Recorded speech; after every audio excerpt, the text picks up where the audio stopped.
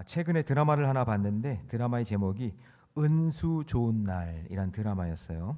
참 재밌게 봤습니다. 이 드라마는 현진건 단편 소설 운수 좋은 날 이걸 모티브로 해서 만든 드라마입니다. 수능 보는 친구들 현진건의 운수 좋은 날 나올지 모릅니다. 은수 좋은 날, 여기서 운수가 아니라 은수입니다. 은수. 근데 그 은수가 여자 주인공인데 포스터를 보면 이제 거꾸로 되어 있어요. 이게 뭔가 불안하죠. 뭔가 잘못되고 있는 그런 모습을 보여주는 포스터입니다. 이 은수 역할로 우리가 잘 알고 있는 배우죠. 너나 잘하세요라고 이야기한 배우 이영애 씨가 주인공을 맡았습니다. 내용이 뭐냐면 마약 불법으로 인해서 그거에 연루됐어요. 가정주부인데 그거에 연루돼서 그 연루되어 있는 상황 속에서 나타나는 그런 여러 가지 고통과 아픔, 갈등 이런 것들을 아주 잘 연기했습니다. 이 드라마의 시작은 아주 평범한 가정주부 이야기로 시작됩니다. 그런데 그 인생에 고난이 닥친 거죠. 엄청난 고난이 닥쳤어요. 남편이 불치병에 걸리게 되고 그 병을 치료하기 위해서 보험이 안 돼요. 수술비도 약도. 그래서 막대한 치료비를 이제 부담해야 되고 그것 때문에 은행 대출금이 늘어나고 또 딸이 한참 공부할 나이기 때문에 딸의 학원비까지 이제 감당해야 되는 경제적인 어려움 속에서 벼랑 끝에 내몰린 그런 상황이 됩니다. 그러던 중에 우연히 자기 집안에 들어온 수십억 상당에 되는 신종 마약이 든 그 가방을 얻게 됩니다. 그래서 그 마약으로 인해서 아주 복잡한 갈등이 일어납니다. 그런 거 다 얘기하면 여러분 나중에 재미없겠죠? 이런 문제들을 가지고 이제 해결하기도 하고 또 여러 가지 또 어려운 문제에 빠지게 되면서 고난과 고통 속에서 결국 한 가정이 무너지는 이야기. 결국은 무너진다. 결국에는 망할 수밖에 없는 그런 상황이 되는 그런 안타까운 내용을 드라마로 보여주고 있습니다. 자, 오늘 본문에도 고난의 밤이 찾아온 인생이 한 명 등장합니다. 우리 새벽마다 계속 지금 말씀 나누고 있는데 사도 바울은요, 그냥 인생 자체가 그냥 고난이었어요. 계속 고난의 연속입니다. 바로 사도 바울이 그 고난의 주인공인데 그런데 그 밤에 담대할 수 있었던 바울의 모습을 우리가 한번 살펴보면서 거기서 우리의 인생에도 밤을 맞이할 수 있을 때 어떻게 담대하게 인생의 답을 찾을 수 있을까? 그것을 오늘 말씀을 통해서 함께 나누기를 원합니다. 자, 고난이 찾아왔을 때 어떻게 담대할 수 있을까? 첫 번째는 뭐냐면 생명을 살리는 언어를 했기 때문에 그렇습니다. 이게 참 중요합니다. 여러분, 인간이 고통이 오면은 마음이 무너지잖아요. 그러면 그 다음부터 입술에서 막 그냥 안 좋은 이야기가 나오기 시작하거든요. 그래서 오늘도 우리 찬양팀 찬양할 때 결코 포기하지 마라. 기도를 멈추지 마라. 마귀가 우리의 말하는 그 입술을 보고 있다 그러잖아요. 그게 뭐냐면 우리를 흔들어 놓거든요. 우리의 약점을 잘 알아요. 그래서 그 말 통해서 하나님께서 주시는 복을 받기도 하고 그 말 때문에 복을 받지 못하기도 하고 하는 그런 것이죠. 자, 우리 1절 말씀 한번 읽어봅니다. 다 같이 시작. 바울이 공회를 주목하여 이르되 여러분 형제들아 오늘까지 나는 범사의 양심을 따라 하나님을 섬겼노라 하거늘. 자, 여러분 바울을 보세요. 지금 엄청난 위협과 고난 속에 있었습니다. 그런데 바울을 공격하는 그 유대인들은 떠드는 언어를 해요. 공격하는 언어를 합니다. 옷을 막 집어 던지고 흙을 뿌려가면서 로마 병정들은 막 채찍을 들고 신문하는 언어, 떠드는 언어, 부정적인 언어, 공포스러운 언어, 그런 언어를 다 내뱉고 있을 때 그때 사도 바울은 땅끝 비전이 있었기 때문에 흔들리지 않아요. 흔들리지 않고 그 입술에서 원망과 불평이 아니라 생명을 살리는 말이 나옵니다.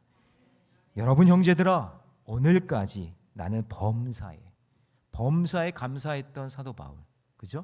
범사에 기도하고 범사에 하나님 말씀대로 살았던 이 사도 바울의 입술에서는 여러분 형제들아, 자기를 죽이려고 하는 그 사람들에게 여러분 형제들아 이렇게 얘기해요. 유대인들은 바울이 예루살렘 성전에 이방인을 데리고 들어가지 않았는데 억지로 들어갔다고 누명을 씌워가지고는 그래서 사도 바울을 죽이려고 하는 그 성전 밖으로 끄집어내서 막 때리고 하는 그런 상황 속에 있었어요. 그래서 도시 전체가 막 어수선해지니까 로마 천부장이 이 도시가 너무 혼란스럽고 질서를 잡으려고 바울을 데려다가 감옥에 가두게 됩니다. 이 천부장은요 자기가 해야 될 일을 한 것뿐이에요. 왜냐하면 사회 질서를 잡아야 되니까. 그런데 이런 감옥에 간 것이, 여러분 잘 보세요, 유대인의 손에서 사도 바울을 살리시려는 하나님의 섭리가 있는 거죠. 죽이려고 아무리 말을 해도, 그들이 아무리 겁박을 주고 협박을 하고 막 그냥 부정적인 이야기를 쏟아내도 하나님은 그 생명을 살리는 말을 하는 사도 바울을 살려야 되기 때문에 천부장을 통해서 감옥에 들어가게 되는 거죠. 그리고 이 천부장이 바울을 통해 알게 된 건 뭐냐면, 이 바울에게는 로마 시민권이 있었다는 것을 알게 됩니다.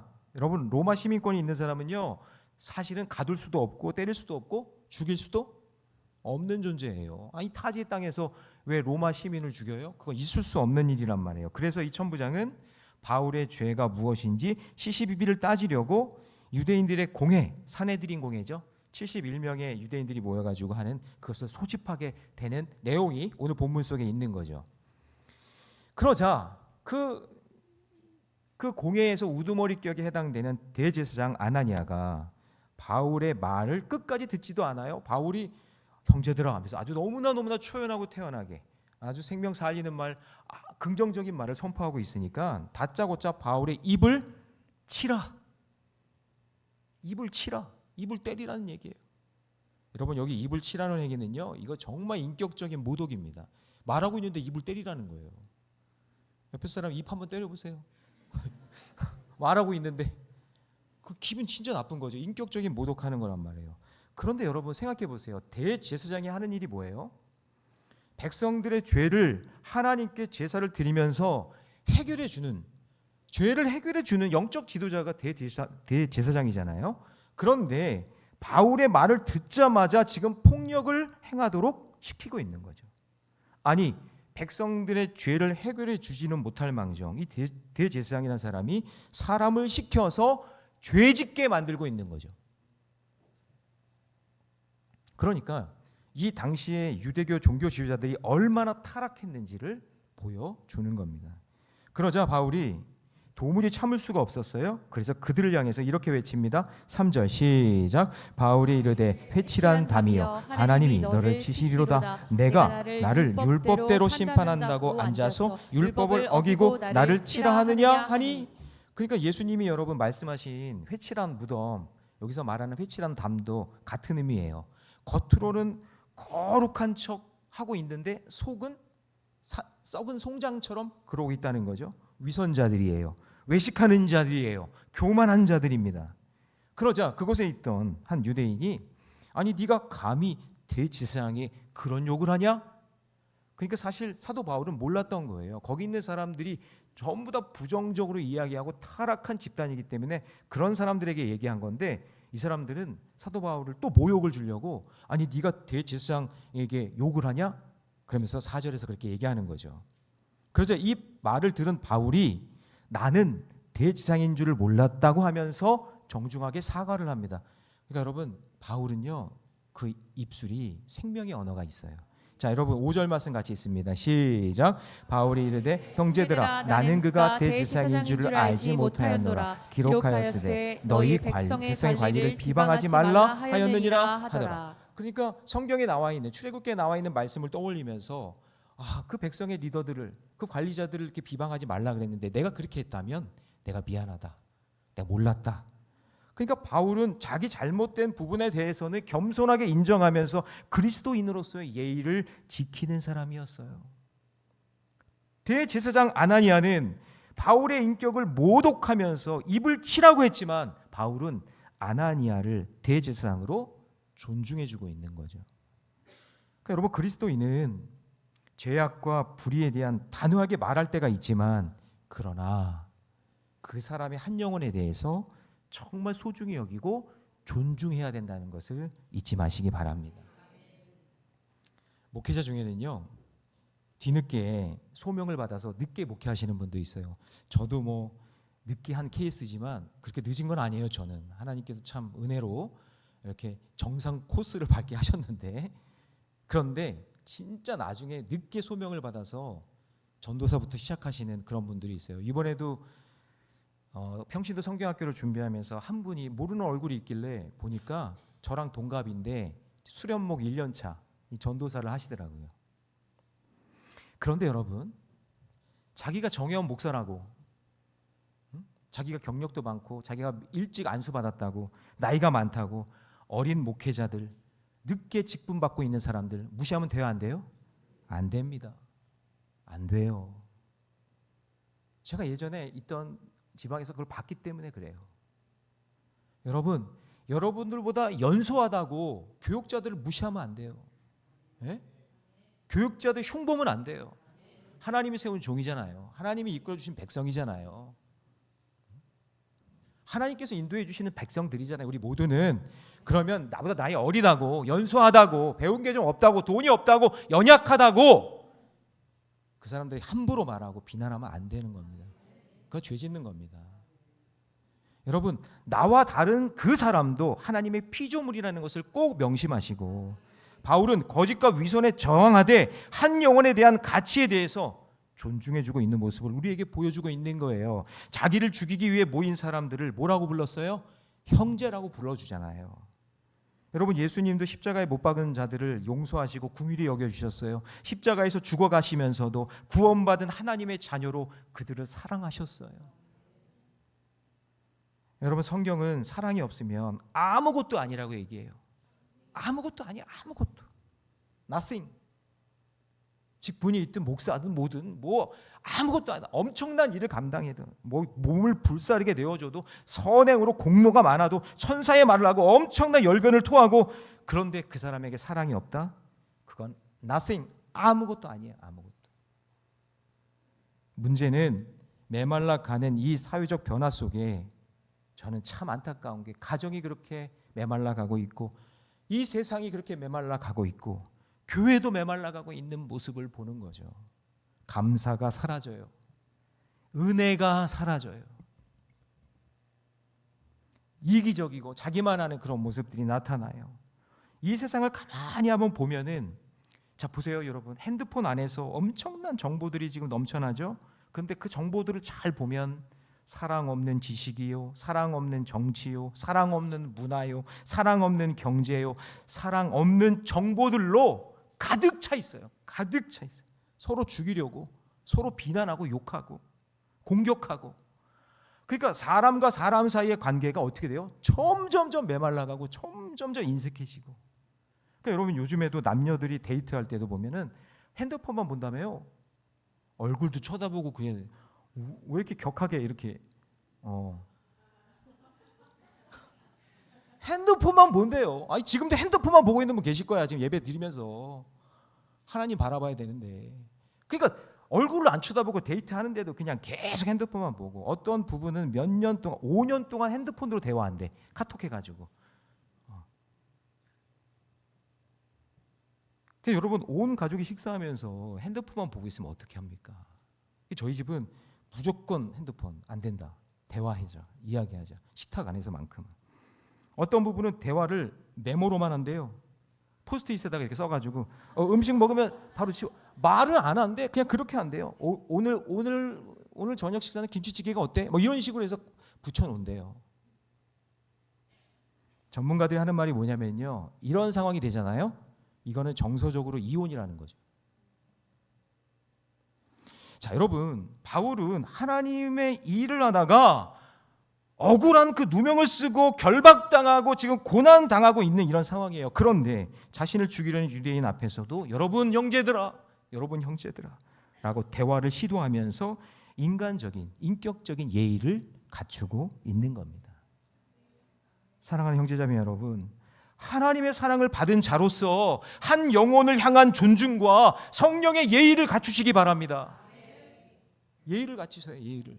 하나님 앞에서 예의를 갖추세요. 적용 질문 드립니다. 같이 있습니다. 시작. 나는 고난 속에서도 상대방의 얼굴을 바라보며 생명의 언어를 사용하고 있습니까? 생명의 언어를 사용하십시오. 고난이 찾아왔을 때 다른 것으로 회피하거나 외면하지 말고 하나님 말씀을 가지고 담대히 말할 수 있는 생명의 언어, 성령의 언어를 사용하는 저와 여러분 되시기를 주님의 이름으로 축원합니다. 자, 두 번째, 고난 찾아온 그 밤에 담대할 수 있었던 이유는요, 복음을 전할 사명이 있었기 때문이에요.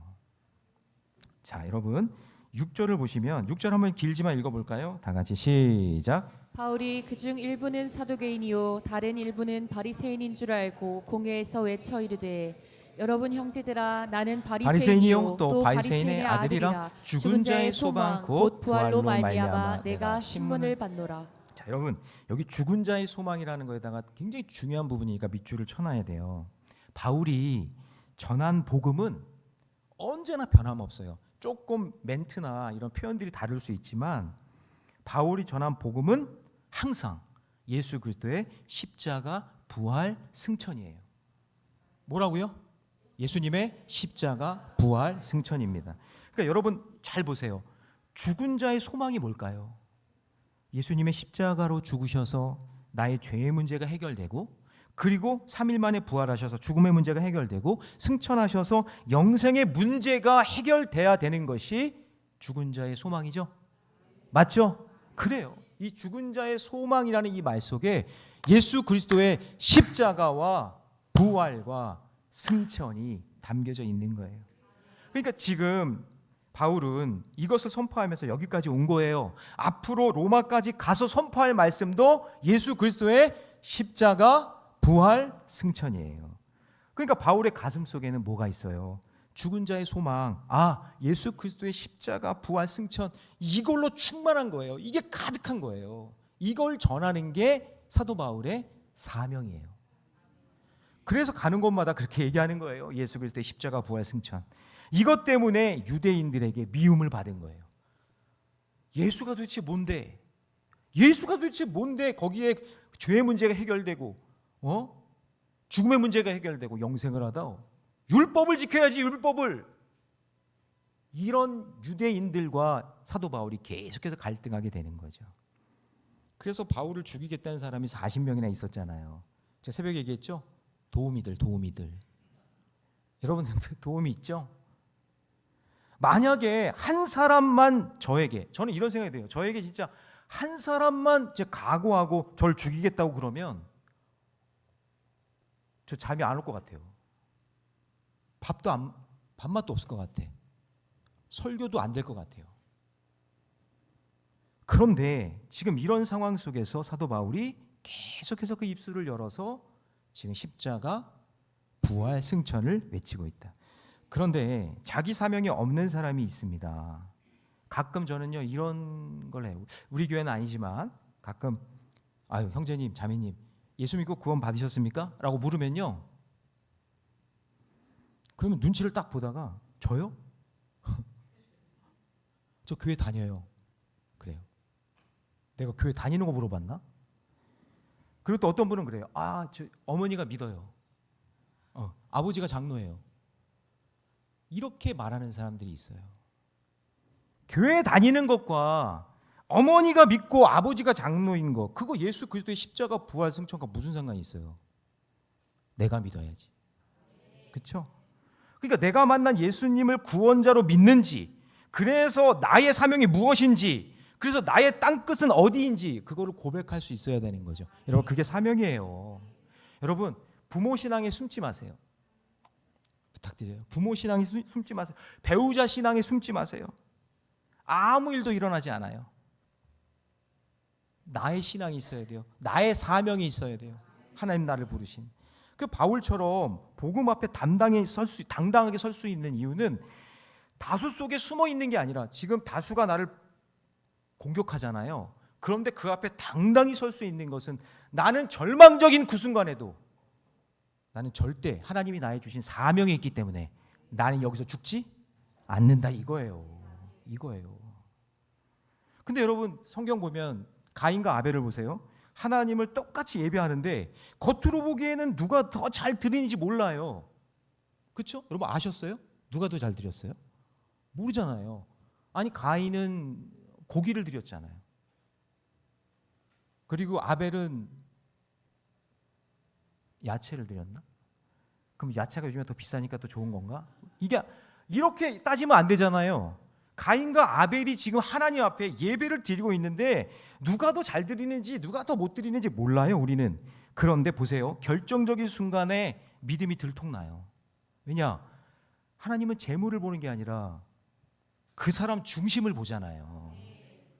비전이 있는지, 그 사람에게 사명이 있는지 그걸 보잖아요. 근데 그게 들통나니까 가인은 본색을 드러내서 동생을 죽이는 거죠.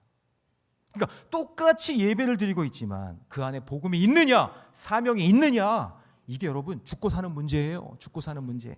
그러니까 여러분 복음을 위한 자기 사명이 분명하시기를 주님의 이름으로 축원합니다. 성가대를 예를 한번 들어볼게요. 만만한 게 성가대니까. 아니에요. 만만한 게 아니라 편안해서. 성가대가 여러분 보세요. 찬양을 통해 복음을 전하는 거 뭐 하는 거예요 지금? 내 노래 자랑하는 거예요? 내 실력 자랑하는 거예요? 그게 아니라 나는 성가대 찬양을 통해서 지금 뭐 하고 있어요? 사명을 감당하고 있는 거예요. 생명을 살리고 있는 거예요. 믿으십니까? 예.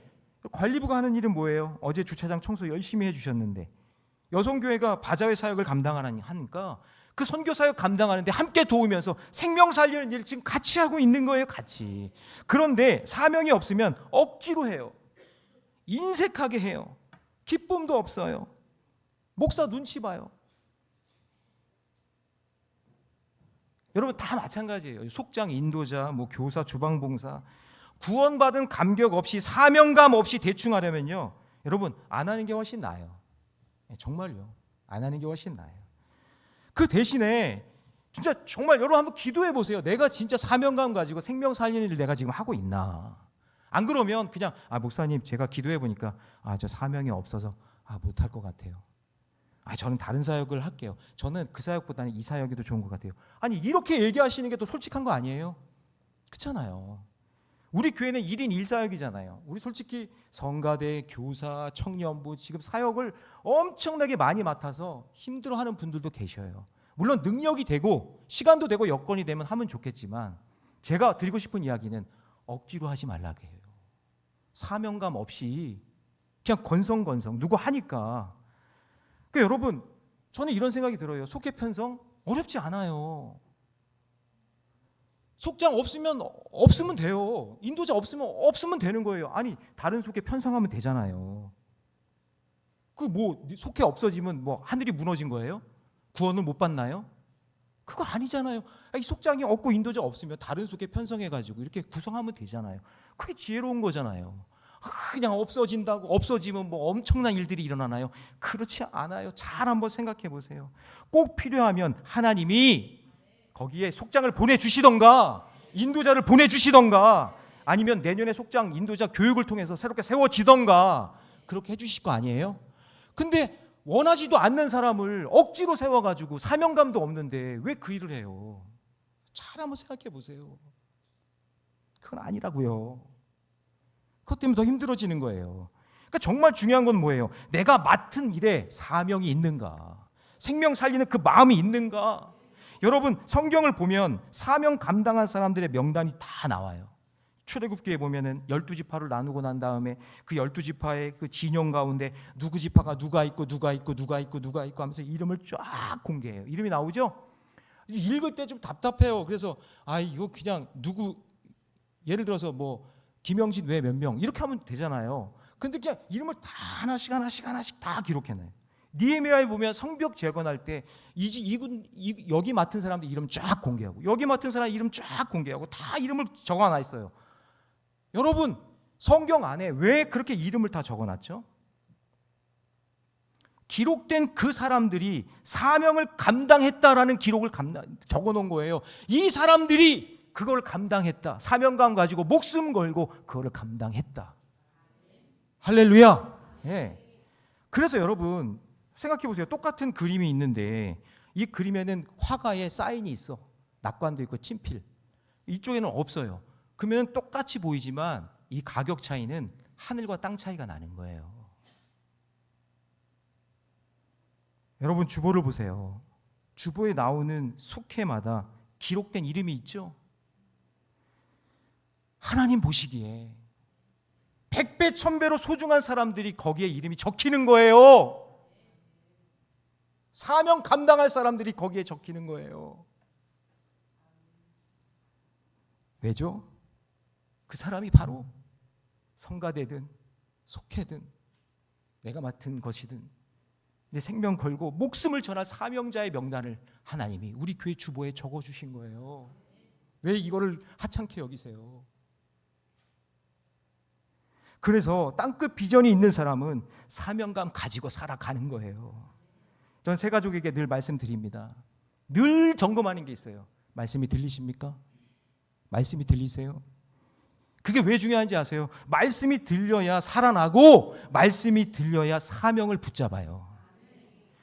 붙잡은 말씀도 없는데, 붙잡은 사명도 없는데 그 새 가족한테 이거 해라 저거 해라, 그러면 그 새 가족 떠나요. 교회 지쳐서. 지쳐서 우리 교회 왔는데 또 이거 해라 저거 해라, 서로 힘들어지는 거예요. 그러니까 여러분, 여기 오늘 새 가족도 계시니까 새 가족 여러분들 꼭 기억하셔야 될 게, 아무것도 안 시켰다고 서운해하지 마세요.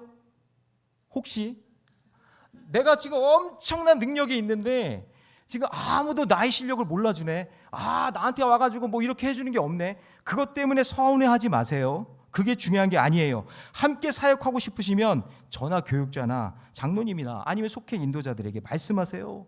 같이 사역하고 싶다고. 그러면 돼요. 여러분, 어떻게 사람이 하나님도 아닌데 어떻게 그 사람의 실력을 알아요? 그 사람이 어떤 능력이 있는지 어떻게 알아요? 그러니까 중요한 건 뭐예요? 뭐가 들려야 돼요? 말씀이 들린다는 거는 비전이 들린다는 거고, 사명이 생긴다는 거고, 그 말씀을 가지고 일을 하는 거고, 그것이 하나님 사용하시는 백성이다. 그 얘기를 하고 싶은 거예요. 그래서 여러분 꼭 기억하실 것은, 고난이 찾아온 그 밤에 담대하시려면 사명을 꼭 붙잡으세요. 적용 질문 드립니다. 같이 있습니다. 시작. 고난 중에도 붙잡고 있어야 할 땅끝 사명은 무엇입니까? 그러니까 하나님이 날 부르신 사명으로 담대하게 살아가시기를 주님의 이름으로 축원합니다. 자, 세 번째, 고난이 찾아온 그 밤에 담대할 수 있는 이유는요. 자, 셋째, 주께서 나와 함께 하시기 때문에 그래요. 자, 여러분 11절 말씀 같이 있습니다. 다 같이 시작. 그날 밤에 주께서 바울 곁에 서서 이르시되 담대하라, 내가 예루살렘에서 나의 일을 증언한 것 같이 로마에서도 증언하여야 하리라 하시니라. 자, 바울이 담대할 수 있는 이유, 주님이 바울과 함께 하셨어요. 자, 그런데 어떻게 함께 하시냐면 보세요. 주님의 말씀으로 함께 하세요. 담대하라, 담대하라. 그리고 바울에겐 땅끝 비전으로 함께 하세요. 뭐예요? 로마에서도 증언하여야 하리라. 두 가지예요. 말씀과 땅끝 비전. 이거예요, 이거. 그러니까 바울이 주의 음성을 들은 시간은 그날 밤이죠. 바울이 결박당해서 예루살렘 감옥에 있을 때, 근데 억울하고 고통스러운 그 상황이에요. 그런데 그 밤에 주님이 바울 곁에 서서 내가 너와 함께 있으니 담대해라. 그리고 로마에 가서도 증언해야 된다. 그러니까 그 밤에 바울은 혼자가 아니었어요. 누가 함께 하셨어요? 하나님이 함께 하신 줄 믿습니다. 그러니까 여러분, 세상의 밤은 죄악과 고독과 절망의 시간이지만 바울에게는 그날 밤이 하나님의 음성을 듣는 은혜의 시간이요, 축복의 시간이요, 감사의 시간일 줄 믿습니다. 예. 그러니까 그 말씀이 들리고 나의 땅끝 비전이 있으니까 담대한 거예요. 두렵지 않은 거예요. 덤벼라. 나는 내 생명은 하나님께 있다. 나는 지금 여기가 아니라 앞으로 로마까지 가야 된다. 그래서 여러분, 성경에는요, 인생의 밤을 맞이한 사람들이 하나님을 만나는 장면들이 엄청 많이 나와요. 그 중에서 몇 가지 소개하면, 아브라함의 아들 이삭도 가는 곳마다 우물 다 빼앗기죠. 사람이 그냥 너무 착하다 보니까. 근데 모든 것을 내려놓고 부엘사바로 이사했을 때 그 밤에 만나 주셔서 말씀합니다. 그 말씀을 통해서 인생의 우선순위가 바뀌어요. 한번 읽어볼까요? 창세기 26장 24절 시작. 그 밤에 여호와께서 그에게 나타나 이르시되 나는 내 아버지 아브라함의 하나님이니 두려워하지 말라. 내 종 아브라함을 위하여 내가 너와 함께 있어 내게 복을 주어 내 자손이 번성하게 하리라 하신지라. 자, 그리고 출애굽기에서 아무것도 없는 광야에서 하루하루 먹을 양식이 없을 때 하나님께서 그 밤에 뭐를 내려주세요? 만나를 내려주세요. 그 밤에. 그리고 니고데모가 밤중에 찾아오잖아요. 이거 예의가 없는 거예요, 밤중에 찾아오는 거는. 그런데 예수님이 친절하게 맞아주시면서 거듭남이 무엇인지, 구원이 무엇인지 설명해 주시잖아요. 그러니까 바울도 절망의 밤, 낙심한 밤에 하나님의 음성을 듣습니다. 그래서 오늘 말씀의 제목도 그날 밤에 뭐예요? 담대하라인 거죠. 사랑하는 성도 여러분, 혹시 인생의 어두운 밤을 만난 분 계십니까? 예, 있나 보네요. 네. 사람이 여러분 살다 보면 낙심할 수도 있고요, 절망할 수도 있고, 어떤 분은 안절부절 못할 때도 오고, 또 내 마음에 의심이 들 때가 와요. 바로 그때 가만히 있지 말고 내 곁에 계신 그 주님을 찾으시기 바랍니다. 여러분, 이게 사실 신앙 아니에요? 이게 믿음이잖아요. 그럴 때 주님이 내게 찾아오셔서 말씀해 주세요. 담대하라. 그 용기 주시면서, 야, 아직 끝나지 않았다. 야, 영진아, 아직 끝나지 않았어. 너 있잖아, 로마까지 가야 돼. 주님의 음성을 경험할 때, 그때 내 인생에 하나님의 나라가 경험되어지게 되는 거예요. 저는 이번에 수능 보는 우리 자녀들 있죠? 오늘 제가 기도해 줬는데, 그리고 또 큰 수술 앞둔 우리 성도님들 있죠? 어쩌면 인생의 밤을 맞이한 것 같을 거예요. 어떻게 될까? 시험 결과가 어떻게 나올까? 수술이 어떻게 될까? 그러나 주님이 여러분 곁에 계셔서 말씀하세요. 들으세요. 담대하라. 아직 끝나지 않았다. 기도를 멈추지 마라. 로마까지 가야 한다. 여러분, 그 음성을 들으시고, 좀 찬송가 438장 3절처럼 높은 산이 거친 들이 조막이나 궁궐이나 내 주 예수 모신 곳이 그 어디나 하늘나라. 할렐루야. 내 주 예수 모신 곳이 하늘나라. 그러니까 여러분, 예수가 없다면 그곳은 하늘나라가 아니겠죠? 왕이 사는 궁궐이라 해도 그곳에 예수가 없으면 하늘나라 아니에요. 그러나 내가 사는 그곳이, 내가 머문 그곳이 거친 들이라 할지라도, 시험을 치르는 시험장일지라도, 수술대에 올라가 있는 그 상황일지라도, 누가 함께 하시면, 주가 나와 함께 하시면 그곳이 하나님 나라가 될 줄 믿습니다. 적용 질문 함께 있습니다. 다 같이 시작. 고난 중에도 나와 함께 하시는 주님을 의지하고 있습니까? 그날 밤에 바울에게 찾아오셔서 담대하라고 그 말씀하시는 그 주님과 동행하는 하루하루 되시기를 주님의 이름으로 축원합니다. 이제 말씀을 정리합니다. 여러분의 인생에 고난이 혹시 찾아왔다면, 저는 아까 처음에 얘기했던 그 드라마 은수 좋은 날 그 주인공처럼, 남편이 병에 걸렸다고, 집에 돈이 없다고, 그 순간 잘못 착각해서 마약을 붙잡으면 그는 운수 좋은 날이 아니라 운수 망하는 날 되는 겁니다. 여러분, 마약이 아니죠. 우리는 뭐가 있어요? 구약과 신약이 있잖아요. 말씀을 붙잡으시기 바랍니다. 특별히 오늘 말씀, 사도행전 24장 11절 말씀, 오늘 필요한 분들 계시죠? 우리 수능 보는 친구들, 우리 수술 앞둔 분들 딱 붙잡으세요. 딱 붙잡고 수능 시험장에 들어가고 수술대 올라갈 때, 그날 밤에 주께서 바울 곁에 서서 이르시되 담대하라. 내가 예루살렘에서 나의 일을 증언한 것 같이 로마에서도 증언하여라 하리라 하시니라. 이 말씀 꼭 붙잡고 감당하는 저와 여러분 되시기를 주님의 이름으로 축원합니다.